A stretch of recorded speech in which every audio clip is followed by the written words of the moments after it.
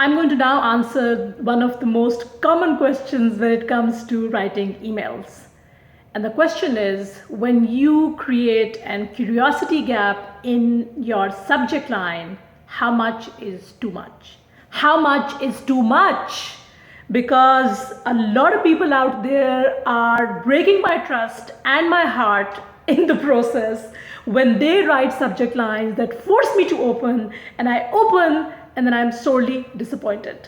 So the question is, how much is too much? Because you will get opens if you write emails that like kind of literally force people to click through, but will they actually be happy doing that?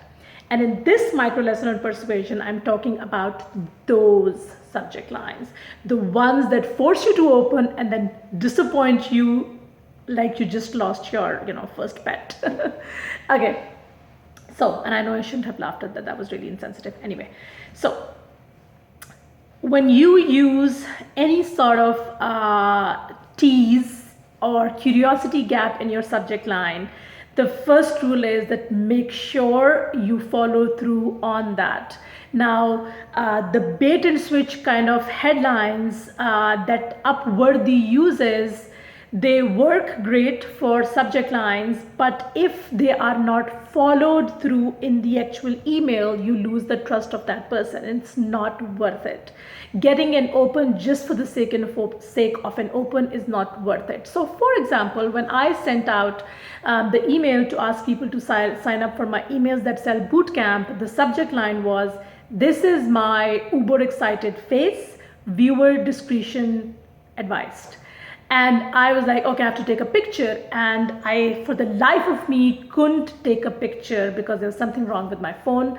And I just couldn't send that email because I could not do this where they open the email granted to see my uber excited face and then there is no picture. And that happens a lot. And I know it's a really lame example, but that happens a lot when you use subject lines that create a sense of anticipation. They open a curiosity gap, and then when they click through when they open the email, you don't close that curiosity gap in the freaking email. You have to close that gap in the email. You cannot ask them to click through to another link so they can kind of, close that curiosity gap, because that's a breach of trust.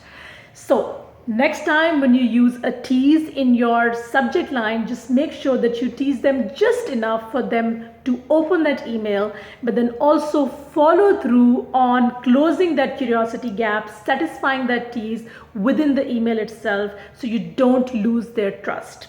I hope this is helpful.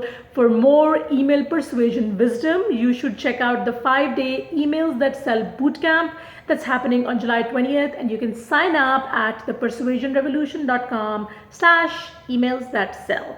And I will see you in the bootcamp.